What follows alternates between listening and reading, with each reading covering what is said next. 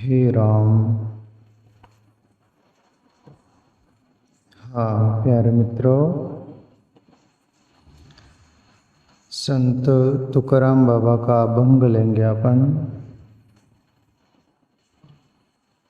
गाथा का अभंग है चौथा, यानी 4।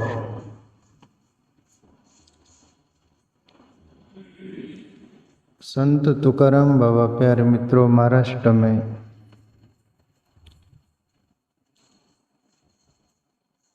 ऐसे संत हुए जो मैं पहले ही बोला कि कबीर की तरह दो टूक बात करने वाले, बेझिझक। और संत की परिभाषा यही होती है।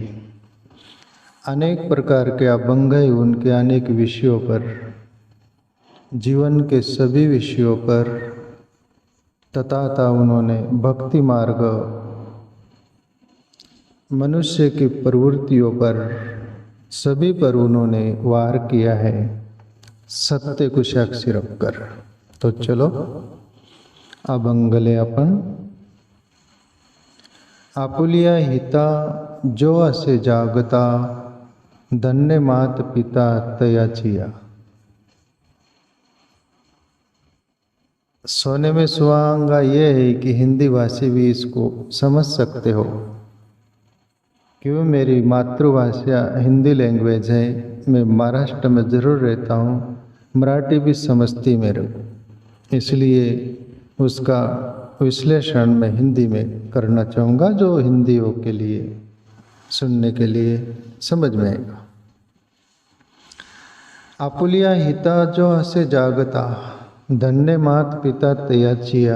यानी तुकाराम बाबा बोलना चाह रहे हैं, जो अपने हित के लिए जीते हैं, जिनको अपना हित जानियो समझता है, अपना हित क्या है, ऐसे बच्चों को पैदा करने वाले माँ बाप धन्य हैं, जिनको पता चला कि हमारा हित किस में है।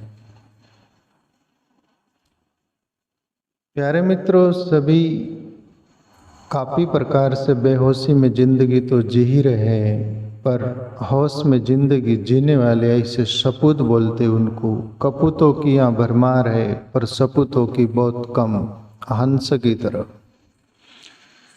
बगुले बहुत है, पर हंस बहुत मानसरोवर पर जैसे रहते, कम चुनिंदे रहते हैं। पर बगुले तो आप किधर भी मिलेंगे आपको। इसी अंदाज में साधारण लोग जीने वाले बगुले की तरह भरमार मिलेंगी, चप्पे चप्पे पर मिलेंगे, पर हंस की तरह आपको लोग कम मिलेंगे। हंस की बात चल रही। आपुलिया हिता होए जो जागता, धन्य मात पिता तयाचिया। प्यारे मित्रों, अपने हित के लिए जो जागते हैं लोग, एक तो हित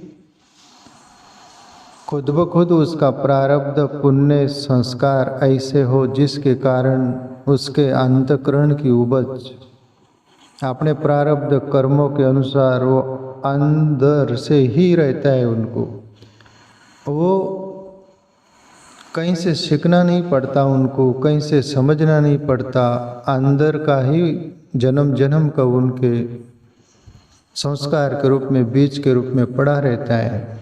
वो खुद ब खुद अपने अंदर से जीते हैं अपने हित के लिए। पर कभी दुनिया में ऐसा भी देखने को आता है, कभी कभी अपना हित अपने को पता नहीं चलता।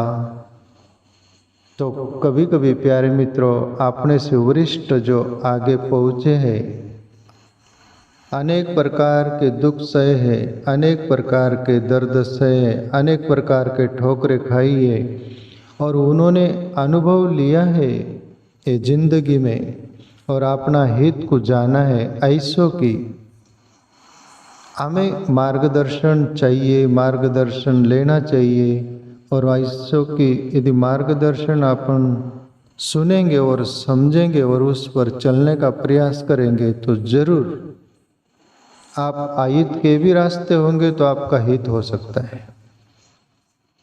हंस की यहाँ बात याद आई तो हंस की तरह कम लोग होते और बगुले की तरह बहुत होते हैं, तो हंस की बात मैं छोटा सा लेना चाहूँ यहाँ।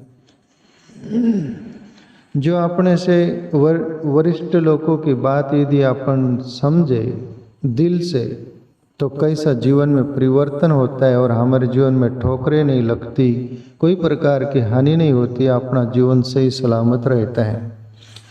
तो कहते कि एक बहुत बड़ा वृक्ष था, पेड़, उस पर हंस रहा करते थे कुछ। तो उसमें एक हंस बहुत वरिष्ठ था, उत्कृष्ट था, उत्तम था, बहुत सयाना था, सभी तरह का उसमें गुण थे काफी, और उन सभी हंसों का एक बॉस जैसा था। उसकी सुना करते थे हंस और उसको माना भी करते थे। एक दिन वो हंस पेड़ पर बैठे सभी हंस और अपने हंस साथियों को बोलता है। वो बड़ा पेड़ था, उसकी एक शाखा नीचे झुक रही थी, पर नीचे से एक वेल जो बोलते हैं ना, वो उस डाल पर चढ़ रही थी। तब वो हंस बोलता है अपने हंसियों को, वो सब जो संगी साथियों को, कि हंसो सुनो, ये वेल एक दिन ये शाखा पर चढ़कर इतनी मजबूत हो जाएंगी, इसका इतना बड़ा स्तंभ हो जाएगा, बड़ी तनी हो जाएंगी एक सीढ़ी की तरह, और उस दिन से अपनी सुरक्षा को खतरा होगा। अपना जीवन मौत के घाट उतर सकता है, इसी घड़ी आ सकती है। इसलिए मैं तुमसे बोल रहा हूँ, अभी ये वेल जो कुपल है उसको नष्ट कर डालो तो आगे दिक्कत नहीं रहेंगी। पर यहाँ कोई सयाना आदमी दुनिया में भी कोई बोलने जाता है तो तेल लेने जाता है। बंदर ने वो चिड़िया को सीख दिया तो बंदर ने घोंसला ही तोड़ डाला उसका, ऐसी कहानी है ना। बंदर, ये बारिश हो रही थी, ठिठुर रहे थे, तो चिड़िया ने बोला कि बंदर मामा आप बड़े बड़े हो, हम तो छोटे हो, फिर भी एक घोंसला बनाकर हम पानी से बचाओ, ठंड से, सभी से, तो आप बड़े बड़े हो तो आप बड़े बड़े घोंसला बना लिए ना अपने लिए। बंदर को आया गुस्सा, आओ न देखा ताओ, चिड़िया का सब घर ही तोड़ डाला। ऐसे मूढ़ लोगों को सयाने सीख देने जाते तो उसके लिए बड़ी दिक्कतें होती हैं।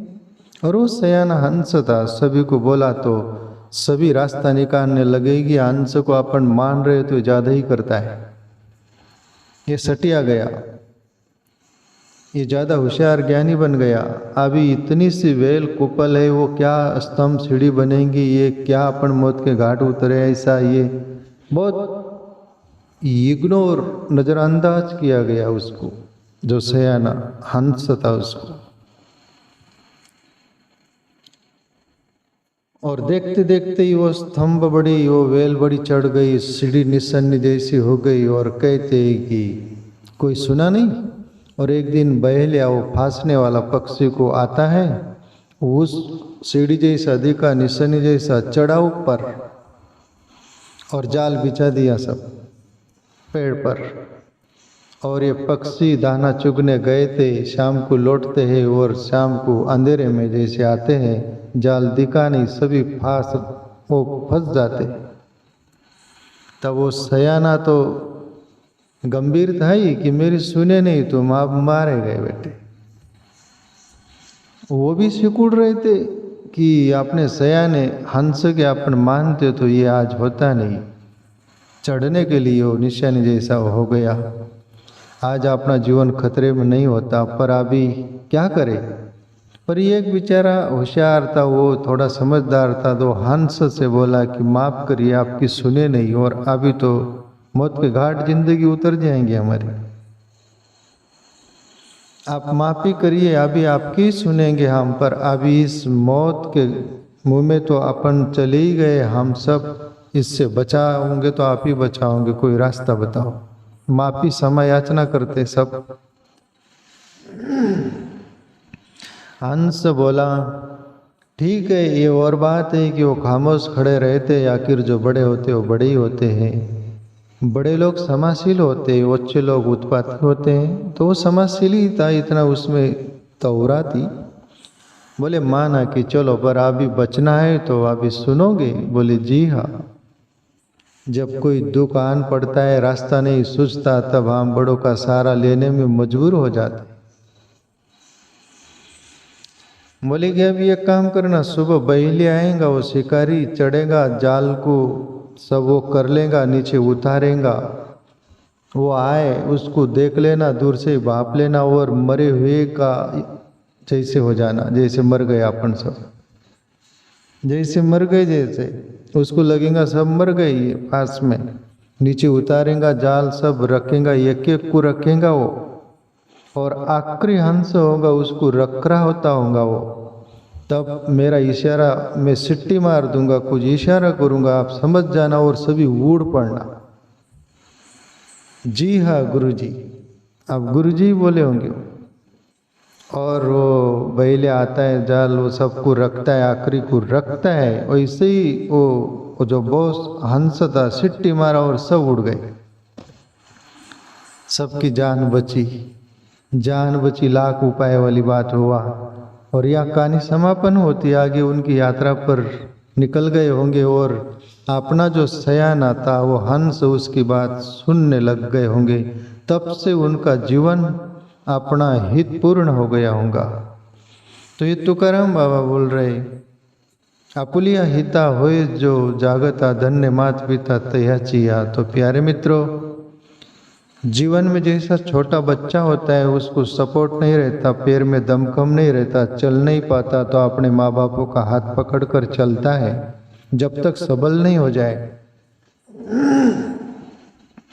जब तक हमारा हित हमें समझ में नहीं आए, तब तक कोई हमारा हितैषी हो तो उसका हाथ पकड़कर जरूर चलना, सहारा लेना, तो आपका हित सुनिश्चित होगा। तुकाराम बाबा इस तरफ इशारा कर रहे हैं। और ऐसे जो जन्म दिया ऐसे के माँ बाप भी धन्य है, बोले तुकाराम बाबा बोले आगे का। और तुकाराम बाबा बोलते हैं, कुड़ी कन्या पुत्र होती जी सात्विक, तयाचा हरिक वाठे देवा। भगवान के प्रति भी तुकाराम बाबा बोलते कि जिस कुल में कन्या, लड़की हो कि लड़का हो, कुड़ी कन्या पुत्र होती जी सात्विक, तयाचा हरिक वाटे देवा, यानी जिस कुल में ईश्वर के भक्त होते, लड़की हो लड़का हो, पुत्री हो पुत्र हो, सात्विक होंगे, ईश्वर की भक्ति करने वाले होंगे, परमार्थ रास्ते चलने वाले होंगे, ऐसे कुल में कन्या पुत्र हुए वो धन्य है वो कुल भी। रामायण की एक चौपाई याद आती है, पुत्रवती जुबती जग सोही, जासु भक्त रघुवर भक्त हुई, ऐसे करके। पुत्रवती जुबती जग सोही, जासु पुत्र रघुवर भक्त हुई। बोले कि इसका अर्थ ये कि जिस कुल में जहाँ भी ऐसी संतान हुई जो ईश्वर का भक्त हो, तो धन्य है वो कुल और धन्य है वो माँ बाप। तो प्यारे मित्रों, अपना हित परम हित है ईश्वर की भक्ति। ईश्वर की भक्ति होगी तो तुम्हारा जीवन सात्विक तात्विकता से भर जाएगा, दैवी गुण संपन्नता होने लगेगा, तो आप खुद का भी हित कर सकोगे, दूसरों का भी हित का सोचोगे। दुनिया में जो अपना हित किया वही दूसरों का हित किया है, जो अपना हित नहीं किया वो दूसरों का हित कर नहीं सकता। तुम्हारे जेब में कुछ है तो किसको दोगे? जेब खाली है तो क्या दोगे? तुम्हारे पास कुछ है कीमती तो दोगे, नहीं है तो क्या दोगे? तो प्यारे मित्रों, हम जन्म लेते हैं जहाँ भी, तो अपना हित खोजे, किसमें हमारा हित है। और आज का जमाना ऐसा हो रहा है, कोई हित से हमारा हित के लिए बोलता है तो उसको बोलते जाओ उधर। हमको जिंदगी मिली, हम धुलधास करें, कुछ भी करें, हमको जिंदगी मिले, हम चाहे जैसे जिएंगे, नहीं सुनेंगे तुम्हारी, नहीं सुनते। और फिर काय कोणाचे गेले ज्याचे त्याने आईत गेले। मराठी तुकाराम बाबा कहे किसका है बाकी सब अंदर पड़ा है, कहाँ से आता है, जन्म जन्म का सुना वो पड़ा होगा। काय कोणाचे गेले ज्याचे त्याने आईत केले। बोले क्या किसका बाप का गया, खुद के पैर पर खुद ही कुलाड़ी मारी। बोले उसमें दूसरा क्या करेगा। काय कोणाचे गेले, क्या किसका जाता है, ज्याचे त्याने आहित गेले, खुद का ही अपना अहित किया, हित नहीं किया। तो प्यारे मित्रों, अपना हित का हम सोचे और कभी भी जीवन में अपन सात्विक तात्विक रहते, अपना हितेशी रहते, सात्विक ढंग से जीते, ईश्वर की भक्ति मार्ग में अपन चलते हैं, तो अपने को देखकर पशु पक्षी तक निर्भय रहते, दुनिया भी निर्भय रहती कि इससे अपने को हानि नहीं। उससे प्रेम करेंगे, कोई दो बात करेंगे, उसके पास बैठना पसंद करेंगे, उसके तरफ देखना पसंद करेंगे, वो दिल कुछ होएगा वो। तो अपना हित सोचे। आगे तुकाराम बाबा बोले तयाचा हरिक वाटे देवा। बोले ईश्वर को भी खुशी होती जिस कुल में कन्या पुत्र सात्विक तात्विक होते, है ना, क्यों नहीं होगी। या दुष्ट प्रवृत्ति के लोगों को देखकर सबका, अच्छे सज्जन लोगों का तो सिर फटने को करता है ना। तो वो ईश्वर को भी खुशी होती। बोले आगे तो करामा बोले गीता भागवत करीती श्रवण अखंड चिंतन विठोबाचे।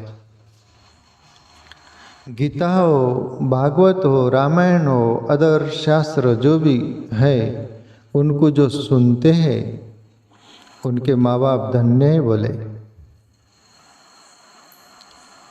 गीता भागवत करीती श्रवण अखंड चिंतन विठोबाचे। आजकल गीता भागवत शास्त्र सत्संग जो सुनते उनको भी लोग येड़े बोलते, बिगड़े लोग है ये, काम धंधा नहीं, क्या मिलता है। ईश्वर की भक्ति करने भजन करने से क्या मिलता है, किसको क्या मिला, इनको क्या मिलेगा। अरे येड़े हो गई येड़े। स्वामी राम तीर्थ को भी येड़े बोले थे, वो तो संत थे। स्वामी राम तीर्थ बोले इन बिगड़े दिमागों में भरे अमृत के लच्चे हैं, अबे हमें पागल ही रहने दो, हम पागल ही अच्छे। स्वामी राम तीर्थ बोले, उनको भी पागल बोले दो, तो तुमको बोले तो कोई ज्यादा वो नहीं करना का सर्विस। चलती है गाड़ी, उड़ती है धूल, जलने वाले जलते रहो, खिलते हैं फूल। कबीर का बोलना था, दूसरा याद गया, बहुत कुछ भरा हुआ है अंदर, वो आ जाता। तो हरि भजन कर राम हाथी चलत है अपने गत में, कुतर भुकत वहाँ को भुकवा दे, तू राम भजन कर जग लड़े वहाँ को लड़वा दे। कबीर हाथी अपने गति में चलता है, कुत्ते भूखते उसको, हाथी देखता भी नहीं उनको, हाथी सोचता है तुम गए गुजरे ही हो, पर हाथी अपनी चाल नहीं छोड़ता। वैसे ही कबीर साहब बोले तू राम भजन कर जग लड़े वहाँ को लड़वा दिए। लड़ने झड़ने लड़ने झगड़ने के लिए पैदा हुए। बोले लड़ेंगे झगड़ेंगे पर तू राम भजन कर, उनको लड़ने दे। लड़ने वाले को कौन सी शांति मिलेंगी, तेरे को परम शांति मिलेंगी। तो हरि भजन की ओर लग जा। गीता भागवत करीती श्रवण अखंड चिंतन विठोबा छे। आप तुकाराम बाबा बोल रहे कि अखंड चिंतन विठोबा छे, यानी विठोबा यानी परमात्मा। अखंड चिंतन, अब आपके मन में प्रश्न गिरेगा, अखंड काम धंधा छोड़ के सब कुछ करके बैठे रहे, टाल बजाते रहे, हरे राम धुंध करते रहे? नहीं नहीं नहीं नहीं, अखंड चिंतन का अर्थ इशारा समझे हम।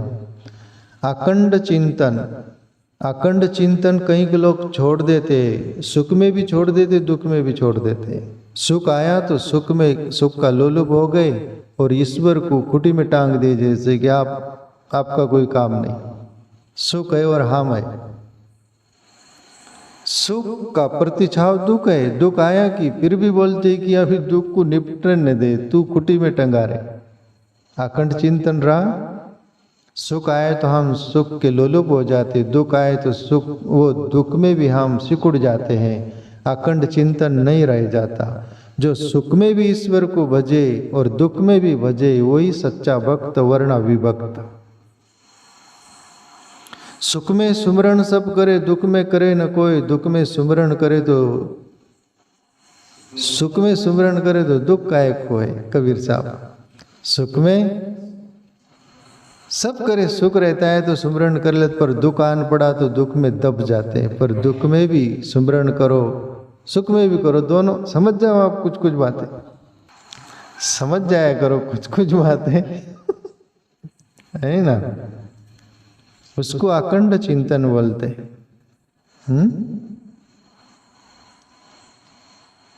तुका म्हणे मज घडो त्याची सेवा, तरी माझा दैवा पार नहीं दैवा।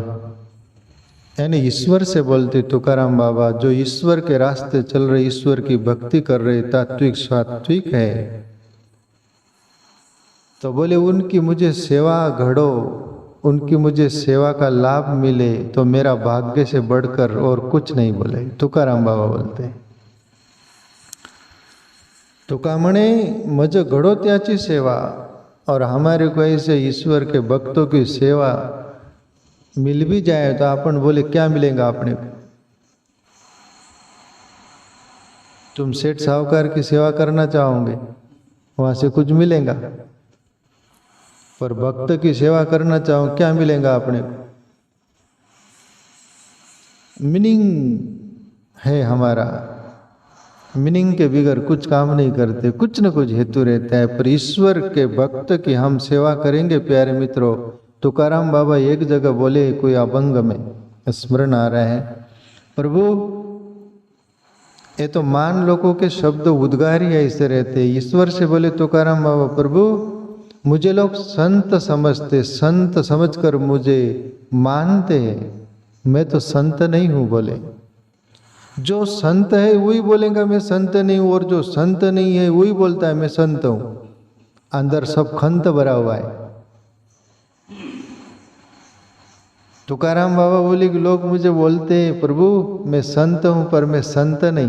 पर वो इस भाव से मुझे बसते, संत भाव से, और उनको जो फल मिलता है वो मैं नहीं देता, वो तू ही देता है, मैं निमित्त बनता हूं। तो प्यारे मित्रों, ऐसे ईश्वर के भक्तों की हम निस्वार्थ भाव से सेवा करें। जो हमारे पास जो भी कुछ है, धन है तो धन से, तन है तो तन से, दिमाग है तो दिमाग से, जो भी हमारे से बन पड़े अपेक्षा रहित, वो ईश्वर आपको देगा जो देना है वो।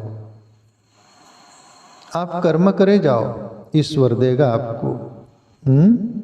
तो प्यारे मित्रों, तुकाराम बाबा का ये अभंग जो भी जितना भी हमारे पल्ले पड़े समझने का प्रयास करिएगा और चलने का प्रयास करिएगा।